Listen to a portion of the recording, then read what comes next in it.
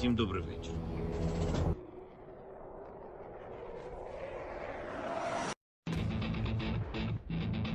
On behalf of the brave, on behalf of every father and every mother who waits for freedom, on behalf of our warriors, and paves the way for a new history. Okay, so now I'm going to turn it over to Mr. Gesh. So I believe, sir, you're going to talk about like the Russian. You watch Russian forces through various sources, and I think you're going to talk specifically about drones. Is that all correct? Yes, I will go a bit into Russian drone usage and a bit into Ukraine, like drone units, more of the force structure, not like the usage. That's not my specialty. I don't really watch that many videos. I watch who is posting the videos, or like which subunits are involved, and like how it's all structured. And I think I will dive a little bit into that. And I want to start first with, we are going back to Kursk here. As we all know, the Ukrainians have suffered a lot of logistical losses at Kursk, which were especially inflicted by one unit. And that was Rubicon. If you have read Andrew's stuff, he has written extensively about Rubicon. I can recommend it if you're interested in the tactics, etc. He's describing them very well on his Twitter account, Andrew Perpetua. But yeah, Rubicon is a quite new development of the Russian Ministry of Defense. It's a way that the Russians try to organize the drone units better in the front sectors. That's the primary purpose. I think the full name is now Rubicon Center of Unmanned Systems, and they were formed in late 2024, mid to late 2024. In the end, the Russian goal is to have such a Rubicon Center on each of the front sectors. So the one that we have witnessed most was the one from the North Group. You have to know the Russians divide the front in several army groupings: the North Group, the West Group, the South Group, then the Center Group, then the South Group again. Yeah, it's really funny there. And then the Dnipro grouping and the Zaporizhia grouping, etc. And they plan to have such a Rubicon unit on every such sector, because what the Russians are suffering from right now is often quite a lot of disconnect between the drone units, whereas Ukraine has achieved more cohesion. They have more organizations in the drone forces. They have managed to form an unmanned systems forces, where the Russians are, I think, with the Rubicon, they're kind of trying to achieve the same as the Ukrainians. That's something we can actually witness a lot. Whenever, that's quite natural in a war. Whenever one side achieves something, whenever one side innovates and the other side realizes, hey, this is working well, we should maybe do this as well. And I think this is the Russian way to do that, to bring more organization in within their drone units, to have a better command structure. And something else, the Russians are also forming dedicated drone regiments. I sadly can't really tell you more about that other than this info, because we don't really have much more info other than this. We got a report that they are forming the 7th UAV regiment, but other than that, sadly, nothing else has appeared. That was like half a year ago already, so I'm quite surprised by that. And it might be the case that they have abandoned this plan by now, but I don't think so, honestly. Yes, I want to also dive a bit into the differences between the Russian drone the Russian structure of the drone forces and the Ukrainian structure. Right, I need to collect some of my thoughts. No worries, take your time. Appreciate it. So yeah, you have to know, the Ukrainians in the last 1.5 years have tried to, at the beginning, like in the first year or the first 1.5 years, the Ukrainians tried to give every single brigade a drone company. And within the last years, in the last 2 years, I think, they then tried to expand upon the company towards a battalion. They have by now basically achieved that for every single ground forces brigade. I think there's like only a handful where this isn't the case, 1 or 2 of the tank brigades. the Ukrainian brigades have actually a lot of integrated drone support, whereas the Russians are lacking this. Like this, every brigade having their dedicated UAV battalion. Where, for example, the Russians don't really have any drone battalions outside the VDV divisions. The VDV divisions in general are a bit more specialized when it comes to drones. They have a bit. It seems to me that they have a bit more capabilities in general, where in comparison to the ground for like the armed forces brigades for the Russians. And the armed forces brigades, they have at most a drone company. So they are basically at the status where the Ukrainians have been 2 years ago in terms of the size of the drone support. And they are more reliant on more disconnected drone teams within the units. And yep, that's a short comparison between the current structure of Russian and Ukrainian drone forces. And I also want to bring up one point about the Ukrainian drone forces that is interesting. There has been an interesting development. I mean, most people don't know that, but there are by now 2 unmanned systems forces within the Ukrainian army. One is the separate unmanned systems forces, and another one are the unmanned systems forces under the ground forces. I'm honestly unsure what I should think of that development, but yeah, we will kind of have to see about that if force structure proves to make a lot of sense, because there recently has been a space from Kriegsforscher. The people who don't know Kriegsforscher, he's a sergeant in a quite prominent UAV company, Owls. They have recently left the 36th Marine Brigade and are now not joining the 20th UAV Regiment. And he has said that a lot of the separate UAV formations are not really focusing on the stuff that makes sense. Like when you would think about a separate drone unit, you would think they have more long range capabilities. They're maybe working on the long range logistics stuff or more the command post, etc. But some of those formations don't really have any of those capabilities, and are basically filling the roles that might be better filled by the integrated UAV battalions of the brigades and the ground force. That's a bit of a question if the current structure in that sense is the most efficient. I don't have a definitive answer for that, to be honest. So yeah, that's quick overview over the structure of drone forces in both the Ukrainians and the Russian forces. If there's any questions.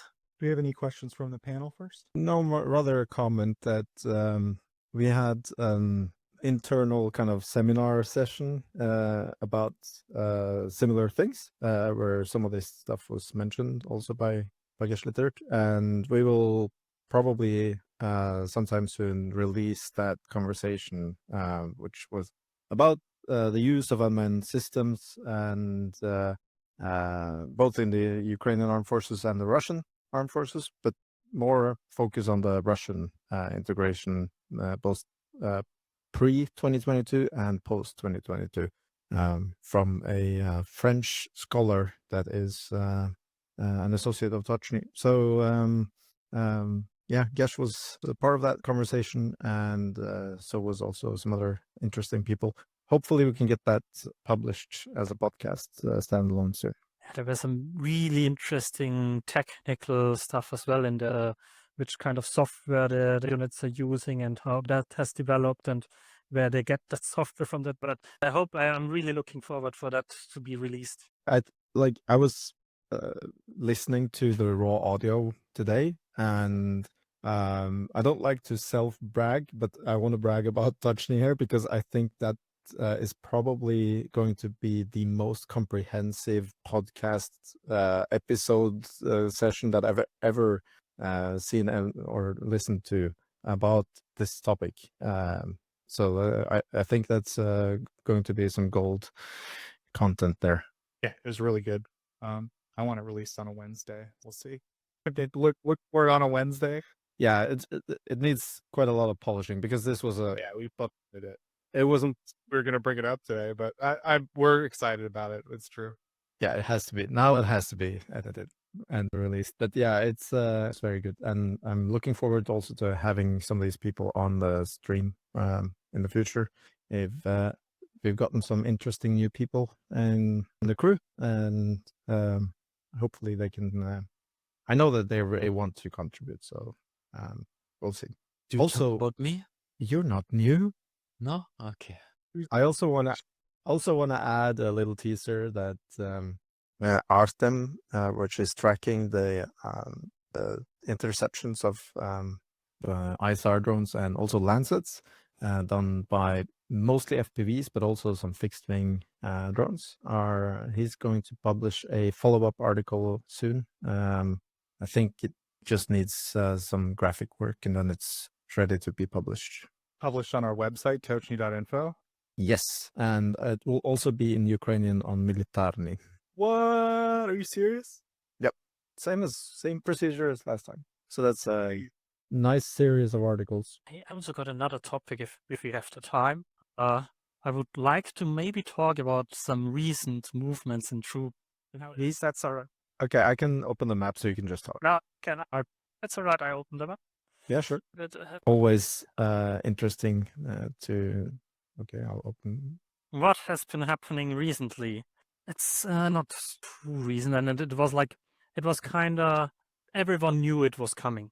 Basically, everyone knew that this would happen. Okay, but the Russian 8th Army, like this is one of the biggest moves in quite a long time, because basically I hope I haven't talked about this on stream before, but the whole Russian 8th Combined Army has been moved.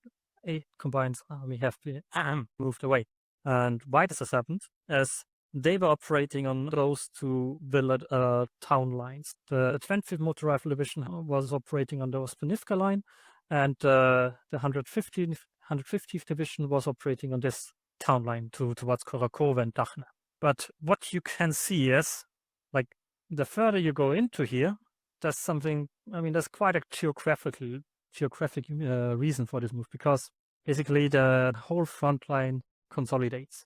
Or there's it's all moving together, and it's the simple reason there's not that many units needed anymore from the Russians to be holding here.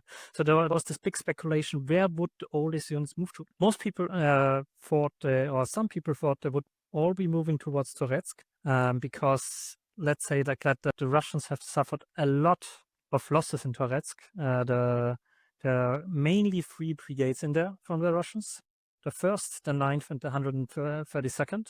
And they are all part of the 51st Combined Arms Army. That's the DPR army. They have even less worth to the Russians than the average Russian soldier, which means quite a lot.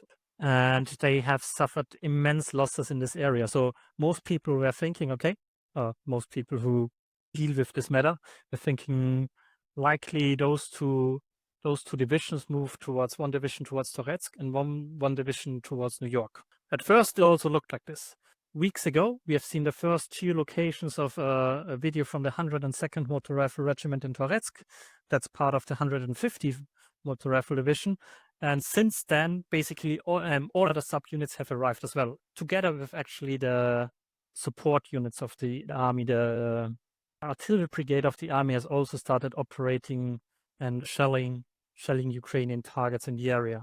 However, a bit of a surprise. Okay, well, what you have to know, the units operating in this area here, in the East Pokrovsk direction, are also part of the 51st Combined Arms Army. It's the 5th Motor Rifle Brigade and the 110th Motor Rifle Brigade. So most people thought, okay, maybe those units here would be relieved. They would recuperate for some time and then moved over here. So it's a more cohesive, so the units there have more cohesion because they're all in the same army command, and they hopefully, like from the perspective of the Russians, have better cooperation.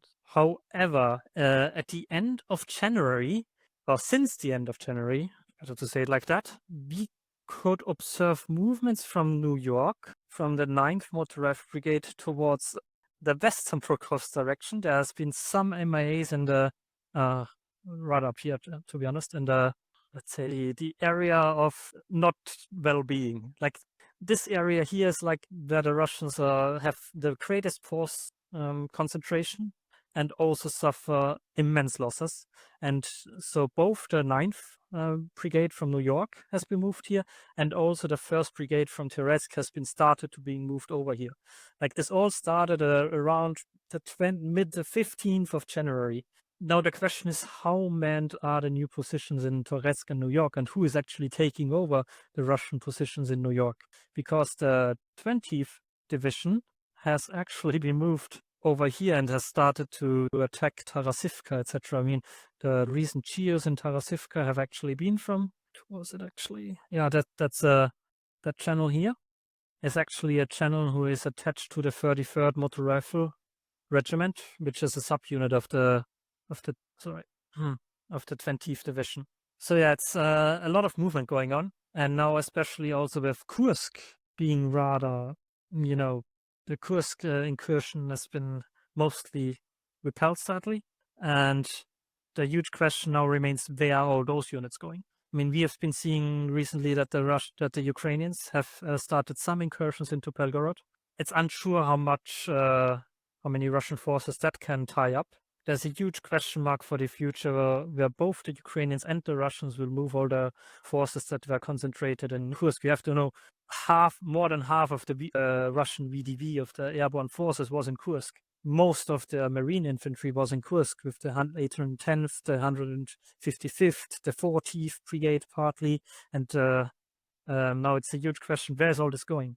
And this also is a reiteration on the point, while the Russians didn't move many units away for cross direction itself to Kursk when the invasion happened, they for sure committed a lot of units that had been moved to Lukhovsk otherwise. While it's hard to assess who exactly committed more in Kursk, for who it was a bigger price to be paid, I think it's rather, I would be critical of people who can assess with full certainty that the Ukrainian operation in Kursk was a failure, because the Russians have committed a ton of Toretsk, and also at the same time we've seen them slow down both in the Pokrovsk direction. Yeah, I mean, so the situation in Pokrovsk, they haven't moved since I think when was it? Let me check. Mid-January, I think mid-January. No, end of January. Yeah, exactly. Yeah, Ukraine started an assault towards Shevchenko, and also what's the other? There's constant Ukrainian counterattacks going on in Shevchenko, Pishane, Kotlina, Udachne, Uspenivka, etc. There's the Pokrovsk front is as slow as it hasn't been since Avdiivka, I think. Yeah, and also that area. So if you zoom in on the salient that the Russians have, yes, this one. If you go to until today on the map, you'll see the situation how it is right now. Yeah. I think we talked about this before, but Yeah, it's considerably worse for the Russian now, because Ukrainians they don't have control over Shevchenko, but neither does the Russians, so they can't use that road that much. And the Ukrainians are assaulting the road that is going into the pocket that the Russians have towards the train tracks. And that is a huge problem for the Russians, because this swamp area, which you see between Uspenivka and Shevchenko and also Pishane, there's no real natural crossing point towards that the advance that they have towards the rails. Especially also if the Ukrainians get closer to this road, I think I've said this before, but in this area, Selidovo is basically the supply hub for all the Russian forces in basically this area. If Ukraine manages to move toward, if they can take control over Shevchenko and also move from the west, I think that salient, or what do you call it, the advance that they have towards the rails would have to be abandoned. Yep, they are putting a lot of pressure on it. I mean, we don't know what will happen next. The Ukrainians have also put a lot of forces there, also a lot of very elite forces, but it has paid off for them. They have stopped basically all Russian advances here. The Russians are still slowly advancing down here, and especially, I mean, towards Kurokova, the situation is a bit more critical. Or now it's, I guess, the Antrivka front. So yeah, it remains to be seen if they can also be slowed down there well enough. Oh, and something else. The Russians have now committed again 2 of the VDV regiments that have been basically recuperating for the last 9 months, namely the 247th and the, don't have it on the top of my head, but they're both part of the 76th Air Assault Division, and they have been now renewed assaults in the Kamianske area. They're attacking Mali. They have taken Piatikatki and are now attacking heavily in this front sector, and it remains to be seen if they can be thrown back again by the Ukrainians. It's a renewed action there as well. This area is heavily defended by both sides, so at least there Ukraine has relatively good defenses compared to what they had, for instance, after Velika Novosilka. Yep. Now, Velika Novosilka is sadly a very different story. But yeah, basically along this whole line, the Russians have renewed their offensive operations with both the, I think over there is the 506th and 429th Motor Rifle Regiment they are attacking, and over here it's the 2 regiments of the 76th VDV Division. But for now, I think in the recent days, the Ukrainians have managed to slow them down again, and hopefully they will throw them back again. Do you have any comments about Toretsk? Because a lot of things have been happening there, and I guess so. We have this one guy, Audax, that is he basically lives in Toretsk. I think that he has literally done more than 1,000 GEOs in this one town. Yeah, and at some point we probably should try and get him on the stream and talk about Toretsk and what happened there. But did the Russians push a little bit, the Ukrainians a little bit back again now recently, or? Yes, it appears so. It appears so. I mean, look, if you want someone who is an expert, you 100% have to talk or write to Audax. I think he's also on Twitter. He would be, I think, more than happy to answer most questions. But yeah, they have retaken the positions here in the high rises, whereas the Ukrainians are attacking in Zabalka. So for now, it seems the 150 Motor Rifle Division is doing rather well. During their rotation, the Ukrainians managed to retake some of the positions. They were basically nearly pushed out of all of Toretsk before that, as far as we know. And now they have more footholds within the city. But it's it's nearly impossible to really assess the situation in the town. It's house-to-house fighting. It can be that one house is controlled by one side and the other house is controlled by the other side. It's extremely fluid. It's positions change hand often as well, yes, really, it's really hard to tell what's going on within the town, even though we have so many geolocations. This is also a town that sadly is being slowly, completely razed to the ground. Rubber.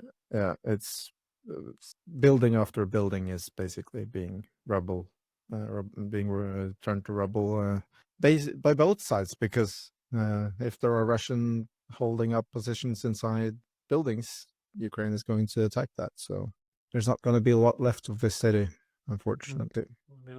It seemed at some point that but tactically, at least, the Russians have struggled greatly here. The whole city was taken by the Russians, and then for unknown reasons, it seemed like they couldn't commit at least enough forces to hold on to it. Yep. So there's also, I mean, this is a rather small point, but there's also some interesting information about the units in there. Several Russian units who are fighting in this area are rifle regiments of the DPR.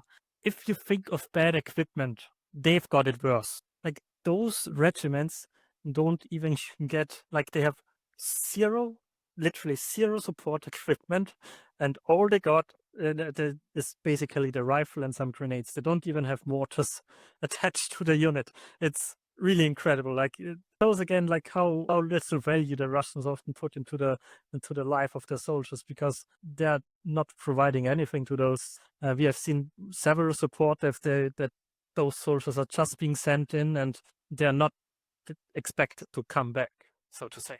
There was an interview with a Russian POW that was published by Da Vinci, by the Da Vinci unit, where he said that he was in the areas of Toretsk. He didn't even know where, because they didn't give him information about where. He was there several times. He was injured, brought back, and then he was sent to Pokrovsk and got captured finally. But he said that they're just sending in people with no training, 40, 50-year-old gear. So I assume that means, AK-74s that are very ancient, and they didn't really understand their mission, except from like one building needs to be taken, or so. Seems like they're just throwing people into the city and hoping for the best, which, of course, if you don't have support units that can provide fire support, your infantry is going to have a lot of problems, because they're going to be approached by Ukrainian infantry, and Ukraine is committing quite elite forces into Toretsk, so they're not going to have a good time. I think Audax told me recently that actually some units have been now moved away again from Toretsk and rotated away. So that's I need to check again. I don't really have a complete force overview of the Ukrainian units in Toretsk in my mind right now, so I can't really comment on that. It remains to be seen also how the new Russian forces conduct their offensives within Toretsk, how they do it different. I mean, we have recently seen the first mechanized assault in Toretsk in basically months, because it's now a division of the ground forces instead of one of the DPR units. So there will also be a change of tactics and within Toretsk, and the battlefield there will change. But yeah, that's I think basically it, what I wanted to tell. And if there's any questions, feel free to ask. There's a small development in Luhansk Oblast. Nadia. Yeah. So Ukraine lost this little, it's not even a town, it's just village, 4 houses.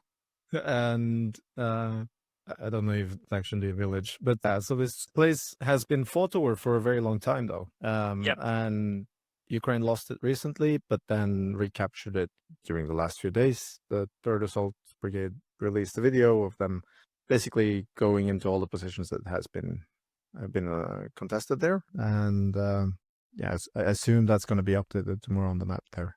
Yep, there's a lot of heavy fighting going on over here. Although it's been a small change of concentration for the Russian forces in this area. They have now moved some forces towards Stopova, Novoselivka, like basically the 153rd Tank Regiment, which was around here in Peshane, and also that the 27th Motor Rifle Brigade, which captured Lutsova. They likely moved both of them. I'm not sure about the 27th, but for sure the 153rd Regiment, they moved them to Geschlittert and are now trying to assault in this area as well and move towards the 2nd Peshane. Yeah, and then the objective would probably be to push towards Kupiansk, which would be a big problem for Ukraine. So yeah. But they have been struggling heavily there. Yep. I mean, they since when is Kyiv not captured? I think it's like, let me check. Yep, a year. More than a year, like 1.5 years. They are not exactly that successful in the Kupiansk push. But yeah. Okay, so we'll go to Q&A next. Real quick though, Mr. Erlend, do we want to talk at all about our thread on the airbase, or did I cover that pretty well in the early news report? Well, I can pull it up on the website because we mirrored it there. I think it's better to view it. But yeah, we did a little battle damage assessment session. Was it Saturday or was it Friday? No, it was Friday. From the Engels air base attack. Let me just a sec. You can follow along at Tochny.info. So we had some help from people that are quite good with geospatial analysis. Actually, one of them is arriving right now, so maybe better to hand over to him. But yeah, we had a session where we went over the released satellite images from Maxar, compared it to previous images, and also some information about the different munitions that are stored in such bases. And we could, so one of the things we did was that we measured the length of these containers that are going inside this facility, which was clearly blown to pieces by whatever struck the depot. Those containers are the same length as the containers for the KH-101, which would add up because this is a facility that is being used to supply the long-range strategic bombers that are taking up from the Engels2 airbase and launching cruise missiles into Ukraine. I would say this is a very significant air raid performed by Ukraine. There are several videos of Ukrainian drones flying in the area just before the attack and also during the attack. And we can only assume that that was the way they attacked. We have no evidence that any cruise missiles were used, even though that has been reported. I cannot see any piece of evidence that this was more than drones. Mr. Daniele, is there something you want to add? You also published a thread on this. Good evening to everyone. Yeah, I want to say that I contributed very little on this one because the analysis was already well ahead. So in my case, I concentrated on why this strike was so successful, because many people at the beginning were convinced that somehow Neptune or some other kind of missile was involved, because the destruction level was massive. And instead, as you have said, that the site has been probably hit only by long-range drones.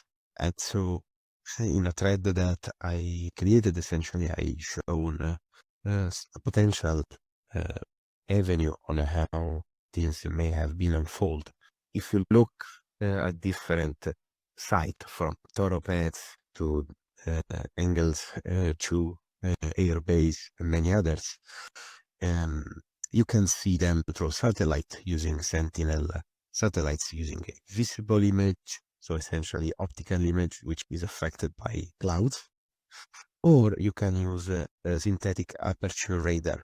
And essentially what I was doing in the last few months was to try to observe some particular areas where strike have been very successful and try to observe if through SAR images you can see any particular change that can help in understand how much is, what type of activity is occurring. And of course, you have to imagine that we are using very low resolution SAR. The image that Erlend is showing here is for Sentinel-1, the Copernicus program from European Union, and that's the first one was from Engels. This one instead is from Toretsk.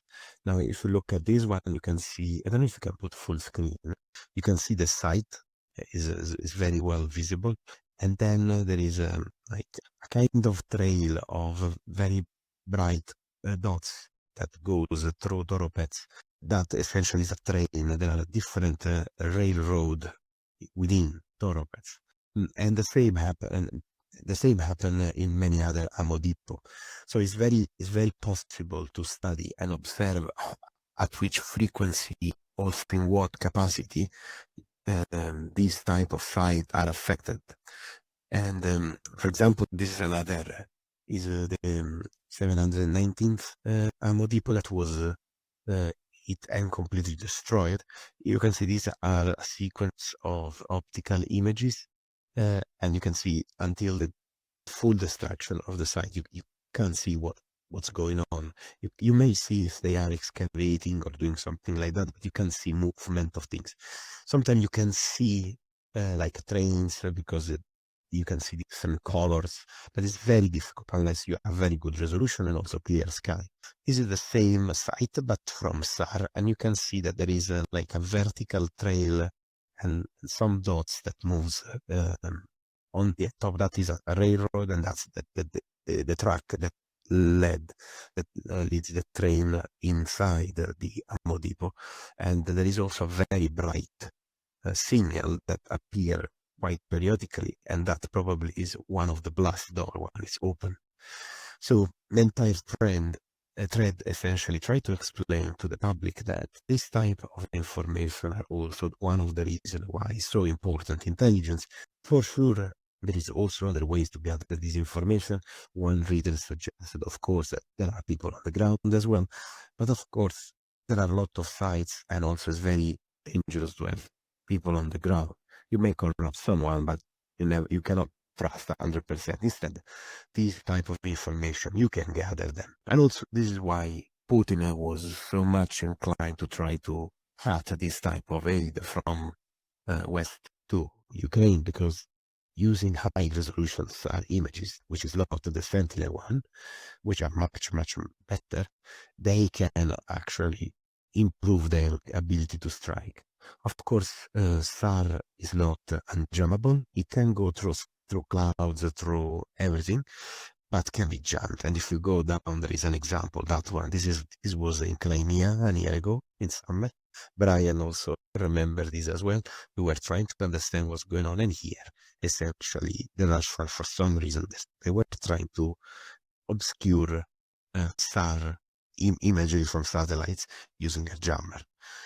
Now, it can work, but of course, you expose also your asset and takes resources to do so. You cannot deploy essentially everywhere. But this is just to show also that, of course, for every method, there is a counter method to try to hide yourself. That essentially goes across all these. In particular, also show the fact that, yes, you say that this is one of the smallest class of long-range drone that Ukraine have, but I think makes sense because the site was packed with missiles. And all the structures that have been destroyed, apart the bunkers, these structures that you can see here, these are metallic frame covered with venting plastic or metal, so it's nearly foldable structure. It's not intended for storage, but more for integration, maintenance, and so on. And you can see the amount of stuff that is also around. So the fact that they use the slow-moving drone makes sense, because the target was not as much as hardened as, for example, Toretsk. Yeah, and our assumption is that this facility was used to prepare missiles that are being taken out of storage to bombing raids, because you can see containers moving in and moving out on the other side. Yeah, I mean, in missile integration, most of the time you have long, even when you produce them, the Iskra plant, which we covered recently in another work, it's very similar. It's gigantic, but it's actually the same trend. You start from the back, you exit from the front of the building with the missile radius, actually. And I want to make sure we clarify real quick. To our knowledge, the shockwave was huge, so it's very probable that some of the planes were damaged, but we don't see any evidence of destroyed planes in the airbase, right?